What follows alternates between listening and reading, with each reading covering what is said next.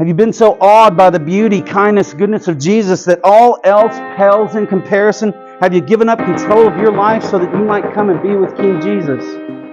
Right? Consider, incline your ear, listen. Have you forsaken all others?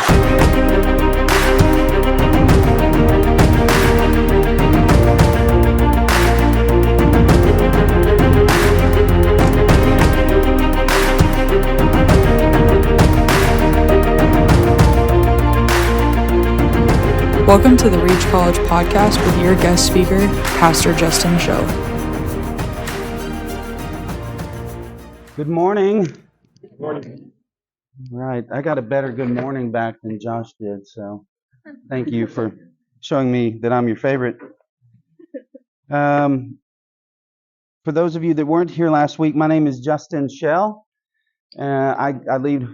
Sorry. Okay, no heckling from you. Okay, none of that. Okay, but we were in Psalm 32 last week, and we're going to be in Psalm 45 this week. Last week we saw from Psalm 32 that God is eager to forgive. We saw that He's not, as I shared last week, there's a guy named James Torrance who talks about the idea of a contract God, a God who you have to always be performing. You've got to always get it right. He's always waiting to catch you in the act, right? Or like a cosmic speed camera. And that's so far from the picture of who the God of the Bible is, that He's not like that. In fact, David says in verse 4 of Psalm 32, I confessed my sin to the Lord, and He forgave my sin. He didn't wait for me to grovel. He didn't wait for me to beg or to prove that, I had a month's worth of quiet times in a row. Finally, He'll love me, maybe. It's not what our God is like. And so Psalm 45 is going to just take us deeper into who God is. I want you to be able to see God more clearly at the end of our time. So if you have your Bibles open to Psalm 45 or your electronic devices, I'm going to be reading from the English Standard Version, the ESV. And Psalm 45 is a royal psalm. So throughout the Psalms, there's 150 of them or so. And about 15 are what are called royal psalms. These are psalms written to kings or written about the king. Many of them kind of are directed toward earthly rulers, how to rule, hey, don't be a jerk, things like that. A lot of them are about earthly kings, human kings. But on the other hand, there are some of these that speak of a day that's coming, this great hope of this great king that's clearly not a human. That ultimately our desire, our hope for the world isn't that we could elect the right person or appoint the right person or inherit, if you're living in a monarchy, I guess, the right person, but that God Himself would come and He would be our king. He would rule with justice and kindness and goodness.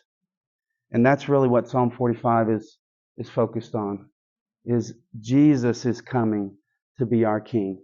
And I want you to see what kind of a king He is. But before we do that, maybe in your versions of the Bible, I don't know what you see there, but maybe at the top it says something like, Your throne, O God, is forever. Often the Psalms are given a title by our English translators. Just throw that out. It's not helpful sometimes. In this case, it's not helpful because it's just taking a little part of the Psalm and popping it up at the top as if it's a title. That's not actually in the Hebrew. But everything else that's under that is a part of the Psalm itself. And I want you to notice a few things there. First, I want to call attention to the authors of the Psalm. It's written by, who's it say it's written by there? The sons of Korah, right? You're all just super familiar with the sons of Korah, right? They're just super popular in all of our Bible studies. We're always talking, no, maybe not. The sons of Korah, well, who are they? Well, in the book of Exodus, there's a man named Korah. There's a connection there. A man named Korah, he's the cousin of Moses. And in the fourth book of the Bible, the book of Numbers, in chapter 16, Korah is upset that God has appointed Moses to lead the people of Israel. He's upset that God has appointed Aaron as the high priest of Israel. And so he says, God, you've chosen these people, but I don't like it. So he gathers a group of about 250 people, and they start a rebellion. They're coming physically against Moses, Aaron, the leadership that God has put in place. And so eventually Moses tells the people of Israel, separate from Korah and this group of 250, their families, get as far away from them as possible, because the next thing you know, in verse 32 of chapter 16, the earth opened its mouth and swallowed them up with their households and all the people who belonged to Korah and all their goods. Whoa. God, I don't like your plan. Well, Korah and his family, the folks that banded with them, the Lord brings judgment on them. But in Numbers 26, it's really weird, because you get a summary of that story again. It just is a summary of it. It's not all the details, but at the end of the summary, it says, the ground swallowed them up. And it ends with, but the sons of Korah did not die. The sons of Korah did not die. So that's it. It doesn't explain it. It doesn't elaborate. It just says they didn't die. They were spared for some reason. So here we are in verse 45. We encounter a group of men, the sons of Korah, who should be dead. Right? They are the walking dead. They should have died. They look at each other and like, bro, you're breathing. I'm breathing. Can you believe it? We should be dead. And so these are men who understand what mercy is. The fact that they exist is an act of mercy. And so they're writing some psalms. They write several of them. And this particular one, what kind of song does your text say there that it is? A wedding song. What else? A love song. Anything else? A wedding song, a love song. Yeah, they're writing a love song. Particularly for a wedding, because a wedding's about to happen in the chapter. But they're writing a love song. These men who should be dead are writing a love song. What in the world is going on here? Only the Bible. So they're writing a love song. And we're going to see that they're writing to, the main character is the king. They're writing a love song to the king. And they're going to answer three questions for us. They're going to answer who the king is. They're going to tell us who this king is. They're going to tell us what this king is like. That's number 2. Who the king is, what he's like. And number 3, what's he after? What's the king want? That's a point of their song that they're writing. So let's look at verse 1. My heart overflows with a pleasing theme. I address my verses to the king. My tongue is like the pen of a ready scribe. First thing I want you to notice is kind of the attitude of the guys writing this. Are they disinterested? Do they sound like they just needed to sit down that day and maybe whip out a quick poem? Or is this an intellectual exercise that, I'd like to try some iambic pentameter this time, or see if I can get the words to rhyme a little bit better? What's their interest level, does it seem like?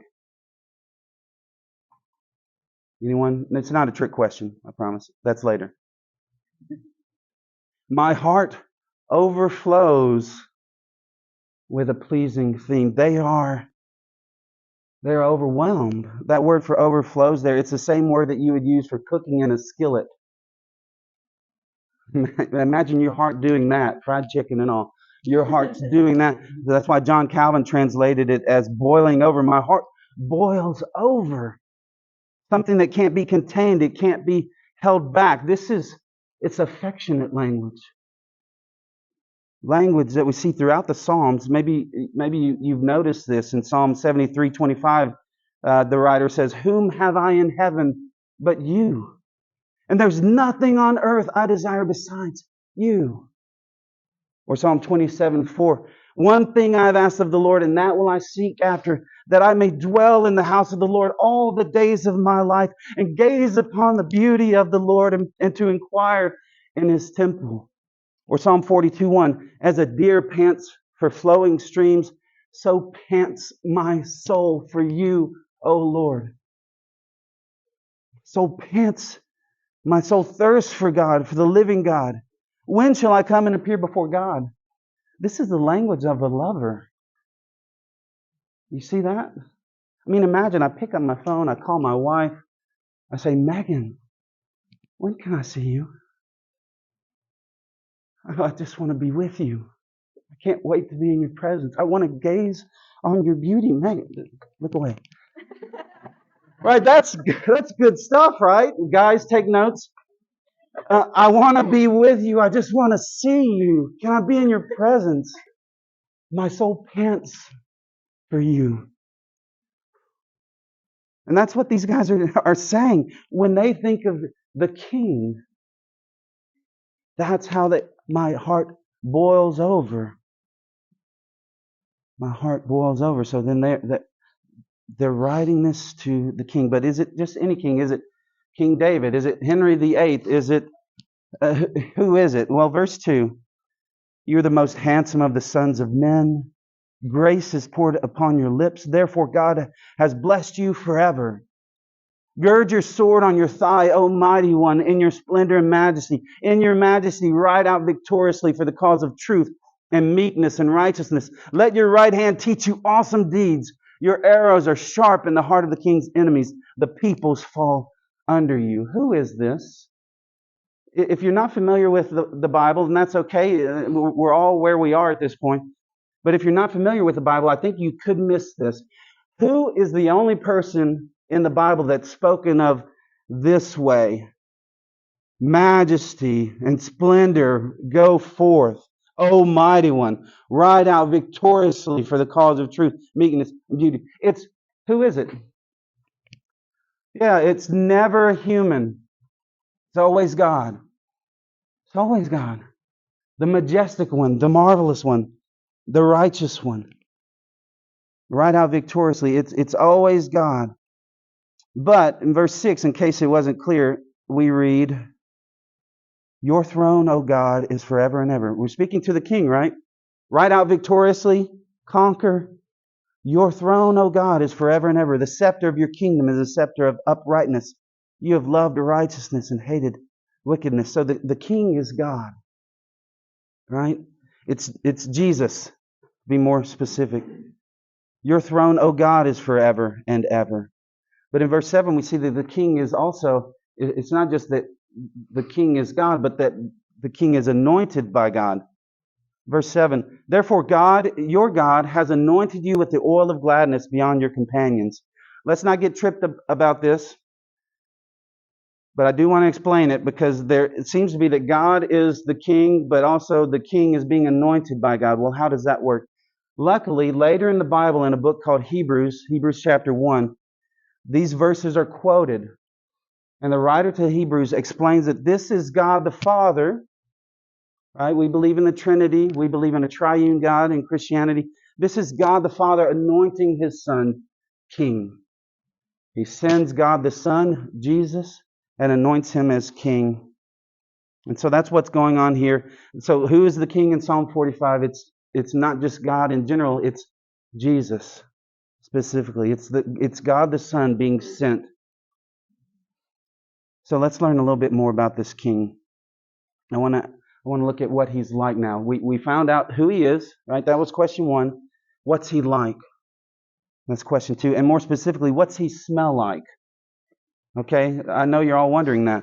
Well, look at verse 7 and 8.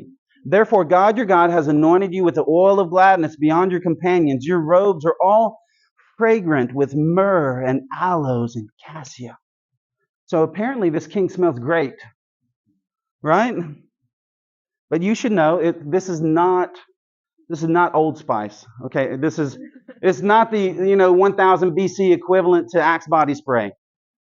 This would be a very rare. This is not your typical scent, even for a king at that time.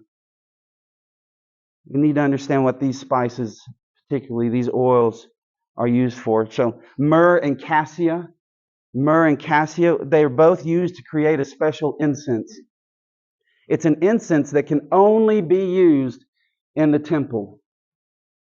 It's the only place you're legally allowed to use it in the Old Testament. It's only made and used by the priests of God. It's used to anoint everything in the temple because everything you put it on is made holy. I'd like this whiteboard to be holy. Let's put some of that. And it would be made holy somehow. That it would sanctify everything in the temple. So the king, he smells like the temple. He smells like a priest. He smells like an altar. He smells like incense.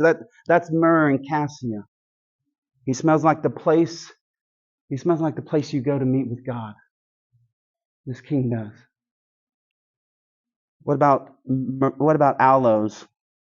What about aloes? Well, in John 19, in verse 38, we read that after Jesus had been crucified, Joseph of Arimathea goes and gets his body, and he takes it to the tomb.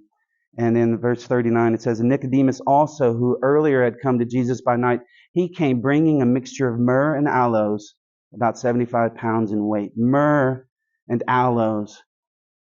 These are used for burial, to prepare people, to prepare a body to be buried. So essentially, oh great king, you smell like a corpse. Is that right? You smell like, well, let's put them together. Okay, so we got myrrh, aloes, cassia. You smell like a temple. You smell like a body prepared for burial.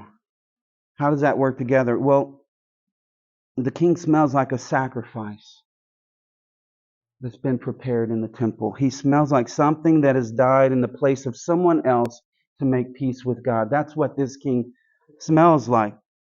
And the sons of Korah think it's glorious. Man, he smells so good. This king smells so good. That's exactly how Jesus is described in the New Testament as well. When you think about it, again, a sacrifice, but also like the temple. Jesus is called the true temple in the New Testament. He is the better sacrifice. He is the better high priest, right? He's the one who will offer himself for his people. So again, we know who this is. This is our Jesus. And he smells good. He smells like incense. He smells like the place you would go to meet with God through a sacrifice that's been made on your behalf. That's what this king smells like. Now, just to dig a little bit further, why are the sons of Korah so excited to praise Jesus? Well, he smells good, and we've seen it's not just about the particular scent, it's about what it means. But also, they go on to praise him. Let's go back for a minute to verse 2. You are the most handsome of the sons of men. Grace is poured upon your lips. Therefore, God has blessed you forever. That first line is striking. You're the most handsome of the sons of men. Dudes don't really talk about other dudes that way anymore, do we? No? Jesse, you're the most handsome of the sons of men. Appreciate that. But we don't. It doesn't, in our day and age, it doesn't seem very manly, maybe. But friends, actually, to the guys, let me say this.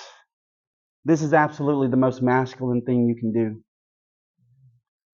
is to praise Jesus like a fool, is to let your heart boil over with praise to Jesus. There's nothing more beautifully feminine, women, than for your heart to flow over in praise to Jesus. That's you being really human, really masculine, really feminine. Letting it flow out, letting it boil over. That's what a real man does, what a real woman does. It seems weird to us, but it's not weird for them, is it? And the presence of affection is really, I think, really important here. Maybe right now you can ask, how do you feel about Jesus? And listen, we know the heart is deceitful above all else. So we know that while the world says, follow your heart, we know the Bible talks about it a little bit differently, doesn't it? And yet the Bible says, delight yourself in the Lord. Right? There is a right affection. There's a right emotion. And so I ask again, how do you feel about Jesus? When the translators throughout the last 5 centuries or so have tried to put this verse into English, they've struggled. Here's a few versions. Thou art fairer than the children of men. Another. Thy beauty, O King Messiah, is above that of the sons of men. One more. No, 2 or 3 more. Thou art wonderfully fair beyond the sons of men. One more. Beautiful, beautiful art thou above the sons of men. Right? They're trying to capture language to explain how beautiful this king is. And that the last translation there, beautiful, beautiful art thou above the sons of men. It captures the fact that in Hebrew, the first two words are the same word, essentially meaning beautiful, beautiful. But you may know that when you have repetition in the Bible of the same word, maybe like Isaiah 6, holy, holy, holy is the Lord God Almighty. It's not some cute way of saying, holy times three or holy to the third power. It's trying to say something that's unsayable, right? You're looking at the glory of God, and maybe you're able to mumble out, holy, holy, holy. These are angels, though. They're singing. Maybe they can handle it a little bit more, but we're saying holy, holy, holy, because I can't explain in other words how good this God is. And that maybe one example we may have in our culture, if you've ever been to a wedding, and we'll pretend there's an aisle here, and I'm the groom, and I'm looking down the aisle, and I get the first glimpse of my bride coming down the aisle, and the tears are either starting to flow or real close, and just all I can say is, she's beautiful. He's just a babbling idiot, but saying exactly the right words for that moment, right? Because he doesn't have any other words that would capture it. She's beautiful, beautiful, beautiful. God is holy, holy, holy. This king is beautiful. That's how the sons of Korah feel about this king when they see him. He's beautiful, beautiful. William Plummer was a 19th century Old Testament scholar, and he had this to say: in religion, everything turns on our view of Christ. What do we think of him? Is he, in our esteem, incomparable? Do we regard him as fairer than all the children of men? Is he or is he not the chiefest among 10,000 and altogether lovely? If you love him not, if you admire him not, if you wouldn't on a fair trial die for him, thou art not his. Because there is a truth in the scriptures that it's not just a mental assent to, okay, yes, 1 + 1 is 2. Jesus died on the cross. If I will pray this prayer, then I will be saved. There, I'm good. No. Now, do you love the Lord your God with all your heart, soul, mind, and strength? How do you feel about Jesus? And listen, maybe some of you are thinking, Justin, I'm just not an emotional person. I'm sorry you can't say that. I used to say that. I invented that. Okay? I am an INTJ on the Myers-Briggs type indicator. I am an Enneagram 1. My strength finders is, listen to all the emotional words here: strategic, intellection, learner, ideation, futuristic. That's who I am. I'm Justin. Listen, if you think that God's not glorious enough, good enough, beautiful enough to even make an introvert swoon, then you don't know God. Not yet, not well enough. I'm not saying you're not saved or that you don't really know. I'm saying that you don't know him fully yet. Even the most introverted, even the most techie, most nerdy, whatever word you want to use for people like me, this is important. Let's not fool ourselves. How we feel about Jesus is a strong indicator of the reality and the quality of our faith. So, what is it about Jesus that the sons of Korah think is so beautiful? Well, the first thing they say is grace was on his lips. He came speaking grace. He came to us with grace. We are so broken, he has healing. We're vicious to one another. He's tender. We get angry at the drop of the hat. He's patient. We walk around trying to find ways to jockey, at least in our head, how better we are than maybe the people around us. And Jesus stooped to wash even the feet of the man who he knew would betray him. Luke 4:22 says, all spoke well of him and marveled at the gracious words that were coming from his mouth. He wasn't just being nice, okay? We're not talking about just be nice. No, he was bringing the very goodness of God, the Word of God, the presence of God to us. So John 1:14 can say, and the Word, that's Jesus, he became flesh and dwelt among us, and we have seen his glory. Glory is of the only God from the only Son from the Father, full of grace and truth. For the law was given through Moses, but grace and truth came through Jesus Christ. He was the embodiment of the grace of God. And so it's no wonder that children ran to him, right? It's no wonder that abused women found in him the safest place they had ever been. It's no wonder that even prostitutes found in him someone who finally looks at them without wanting something from them. This Jesus of ours, full of grace and truth. People wanted to be with him. And they came and they found answers to their deepest longings. How can I be right with God? How can I know peace? How can the things I've done be covered over? What about the things done to me? How can those be healed? He was full of grace and truth. How do you feel about Jesus? Isn't he good? Isn't he good? Isn't he lovely? So it gets better. There's more good news. He comes with grace. This king does. But he also, look at verse 3, he comes with a sword. Oh, what good news. Gird your sword on your thigh, O mighty one, in your splendor and majesty. They praise the king because he also comes with a sword. And maybe that shocks you. I don't know. How do you feel about that?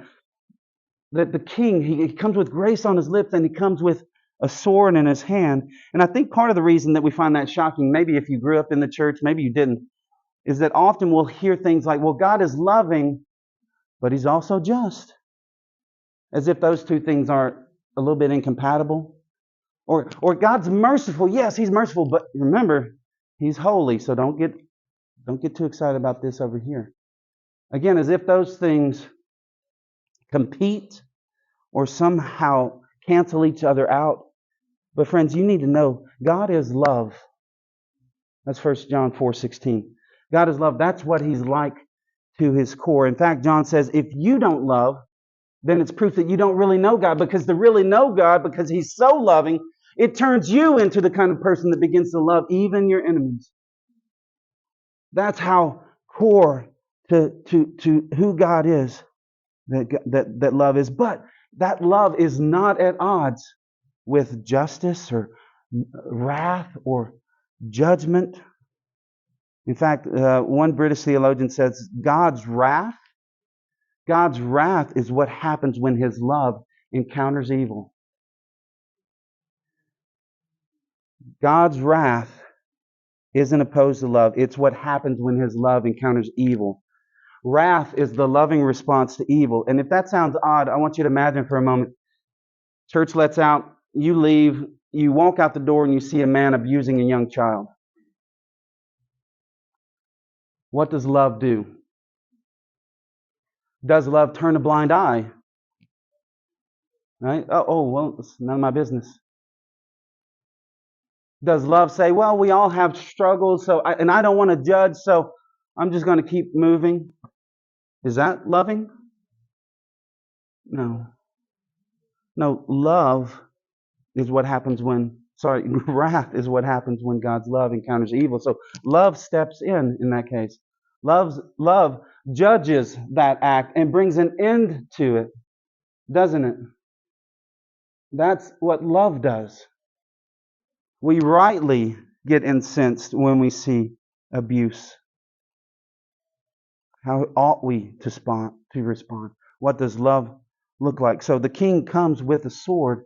And look here at verse 4. In your majesty, let's look at this victory of his. In your majesty, ride out victoriously for the cause of truth and meekness and righteousness. Just in case you still think that this is a God who's wandering around with his sword just kind of knocking people's heads off for no reason at all. What's he riding out for? For truth, meekness, righteousness. Let your right hand teach you awesome deeds. He goes to war out of love and against evil for the cause of truth, meekness, and righteousness. So let's review. The sons of Korah, these dead men walking, they overflow with praise to a king, this sacrificed priest king kind of person. So that's who he is. He's Jesus. He's full of grace and truth. He has a sword. He's going to bring an end to evil. Now, what's he after? The subject of the psalm sort of changes. Not really, but a little bit. Because we're going to turn our attention away from the king a bit to, believe it or not, his bride. You smell like salvation. You love righteousness and you hate evil. And you've done it all. He's done it all to win a bride. The king is getting married. Verse 8. Your robes are all fragrant with myrrh and aloes and cassia, right? We've heard that. From ivory palaces, stringed instruments make you glad. Daughters of kings are among your ladies of honor. And get this, at your right hand stands the queen in gold of Ophir. He has a queen. The sons of Korah are about to describe this queen to be, because remember, this is a wedding song. So, have you been so awed by the beauty, kindness, goodness of Jesus that all else pales in comparison? Have you given up control of your life so that you might come and be with King Jesus? There are some places in the scriptures that you might go to. You could look at Jeremiah 31 in verse 31. Behold, the days are coming when I will make a new covenant with the house of Israel and the house of Judah. Not like the covenant that I made with their fathers on the day when I took them by the hand to bring them out of the land of Egypt, my covenant that they broke. Not like that one, though I was their husband, declares the Lord. Isaiah 54:5. For your Maker is your husband, the Lord of hosts is his name, and the Holy One of Israel is your Redeemer, the God of the whole earth. He is called. Your Maker is your husband. Isaiah 62:5. As a young man marries a young woman, so will your builder marry you. In the context, God is building up his people. As a bridegroom rejoices over his bride, so will your God rejoice over you. Ephesians 5:32. Paul has just talked about husband and wife and how husband love your wives as Christ loves the church. Wives, love your husbands and live under his leadership and joy as the people of God should under King Jesus. And then he says this in verse 32. This mystery is profound, and I'm saying that it refers to Christ and the church. Husband and wife. The church is the bride of Christ, the King. So verse 10, speaking to the queen now, the sons of Korah speaking to the queen. Hear, O daughter, and consider and incline your ear. Forget your people and your father's house. If you read Genesis recently, maybe that charge there, forget your people and your father's house, sounds familiar, because when God first calls Abraham, right? He calls Abraham because he's going to create a people called Israel. He calls him and says, leave your country, your people, and your father's house. This is the invitation from God to join his people, to come into his bride. And so the sons of Korah say, forget your people, your father's house. Notice the repetition here, the verbs there, the commands. Hear, right? Consider, incline your ear. The sons of Korah are trying to get her attention. Pay attention. Trying to get your attention. They are asking us, have you left your life before God in order to do life with God? Have you left those things, or are you still kind of doing those things? Are you still in that place? Have you been so awed by the beauty, kindness, goodness of Jesus that all else pales in comparison? Have you given up control of your life so that you might come and be with King Jesus? Right? Consider, incline your ear, listen. Have you forsaken all others? That's one of those marriage vows. I will forsake all others, and I will live with you forever, as long as we both shall live. Hear, consider, listen. Now look at verse 11. For me, this is amazing. I talked about fainting verses last week. We should be fainting at this point. Verse 11. So leave the other life you were living. Verse 11. And the king will desire your beauty. Why aren't you just falling out of your chairs? The king will desire your beauty. Again, guys, I know we don't often think of ourselves as beautiful. Talking to the men here, or even trying to be beautiful. But since all the women in here are adopted as sons of God, you are being given in marriage as the bride of Christ. So men, let's get over it.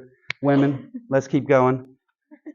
All right. So the king will desire your beauty. He literally, the phrase means greatly desires, yearns for. He desires to be with you. That's the king's desire. In his book, The Freedom of a Christian, Martin Luther compares salvation, the Christian teaching of justification, that we're saved by grace. We're saved by grace through faith alone. He compares it to a marriage.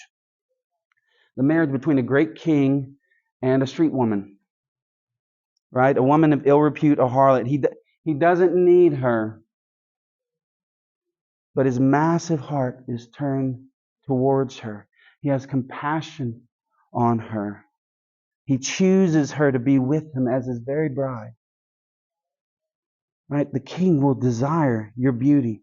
Now, if that happened, if this great king, this kind, compassionate king, were to do that, were to bring a woman of ill repute into his castle to care for, to provide for, to protect her, to love her, what do you think she would want from him in return? He's rescued her, provided for her. What's she really after? Is it the gold? The palace? Or is it him? I mean, imagine a life of never being loved, and the most loving person on the planet comes and chooses you. What does she want? Does she want his stuff, or does she want him? I think she wants him.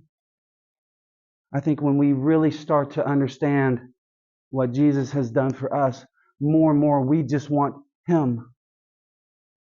Right? It's not about heaven, the things in it. It's not, who cares about streets of gold? You're still going to walk on it. If Jesus isn't there, then that is just another word for hell. He's what makes it worthwhile. He's what we're after. That's why the psalmist again kept saying, I want to be with you. I want to gaze on your beauty. I want to be in your presence all the time. When can I see you again? Not, hey God, would you give me a Lamborghini? We live in Tulsa. There's a theology that it wasn't birthed here, but it sure was made popular here, that God just exists like a cosmic slot machine to give me what I want if I have enough faith. Right? We've made God into a cosmic slot machine instead of the lover of our souls. We think heaven is the stuff that's going to be there instead of the one who will be with. We don't want to do that. I want you to notice that he moved first. He came to her. He set his delight on her. That's grace. She couldn't make herself a queen. You know, there's only one way to be made a queen for a street woman. The king has to look at you and say, I take you to be my bride. That's the only way. I mean, I guess Disney has shown us 10,000 other ways that a street girl can become a queen. But in real life, it's for a king to say, I take you to be my wife. And at that moment, she is queen. Even though she doesn't know how to drink tea with her pinky out, she's still queen. Even though she trips over her high heels, she's still the queen. Right? Because the king has spoken. She didn't know how to do those things before he spoke. She still may not be able to do them. You may struggle your whole life. And that doesn't change. If Jesus has spoken, you are mine. You're going to become hopefully more and more like him as you go, but you're going to struggle. You're going to forget how to sip tea. You're going to forget how to walk in high heels. You're going to struggle with relationships and with temptation and with all sorts of sin and just being angry at people and at the world around us. But He has said, all that I have, I'm giving to you. And all that you have, you're sharing with me. When He speaks that way, you are His. You are His. You are united to Christ. The theologians call that the great exchange. That you get everything that is Jesus, His holiness, His righteousness, His love, His care for you. And He gets all that is yours. Your sin, your shame, your struggles, your brokenness. And He takes all of that from His bride and He pays for it on the cross, dying the death that we should have died so that He might be with us forever. Isaiah 61:10 puts it this way, I delight greatly in the Lord, my soul rejoices in my God, for He has clothed me with garments, not so much of gold and jewels and things like that, but of salvation, arrayed me in a robe of His righteousness, as a bridegroom adorns his head like a priest, and as a bride adorns herself with her jewels, He has clothed me. He's clothed me. Now, some of you, as we get ready to finish here, may be thinking to yourself, well, I don't feel beautiful. I don't feel very spiritually attractive. I don't feel that way. Sometimes it's hard to just lift our eyes off of our own shame, scars, what we've done, what's been done to us, to see the love in the eyes of our King who's taken us to Himself. But I want you to hear, this is what the King says about you in the Song of Songs, chapter 4, verse 7. You are altogether beautiful, my love. There is no flaw in you. You have captivated my heart, my sister, my bride. You have captivated my heart with one glance from your eyes. This is what Jesus says about you. The King doesn't rescue a street girl just so that she can have a clean, well-provided room in His castle. No, He rescues her so that they can be together forever. To bring her into His very life. He longs to have you with Him. There's no flaw in you. You are altogether beautiful. That's what Jesus has said about you already. Verse 14, in many colored robes, she's led to the King. She's led to the King. She's going to be with Him, with her virgin companions following behind her. With joy and gladness, they are led along as they enter the palace of the King. With joy and gladness, they're going to be with Jesus. Remember, she doesn't just want His stuff. She wants Him.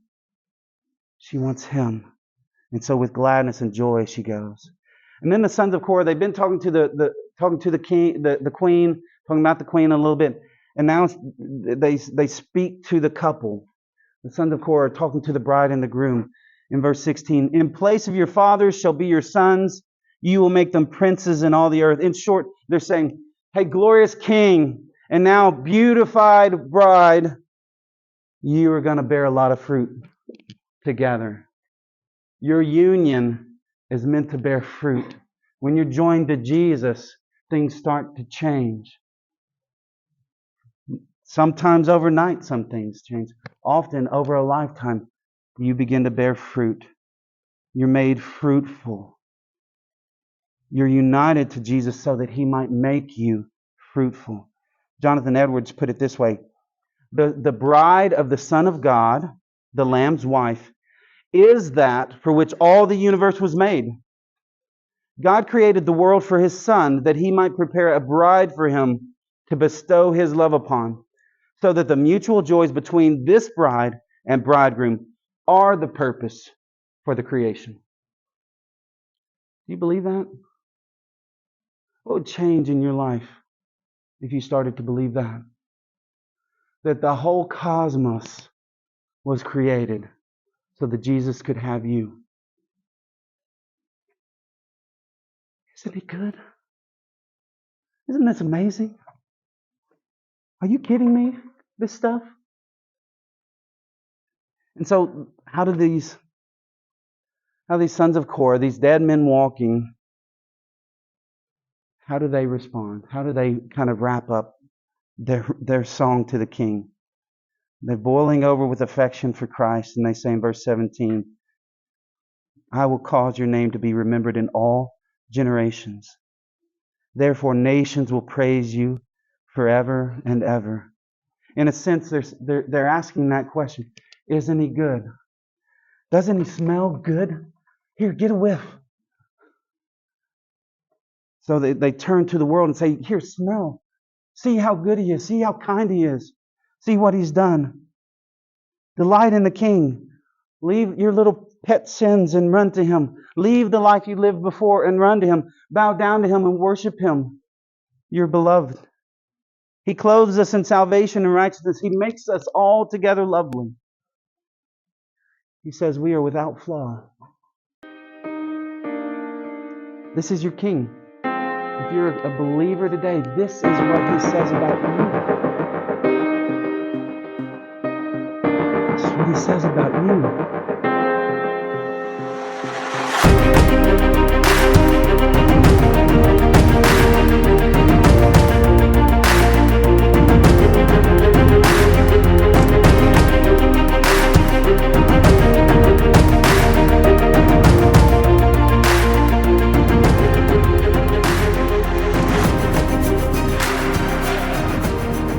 Hey guys, this is Philip Jackson, pastor of young adults at Evergreen Baptist Church. I want to invite you to come to Reach.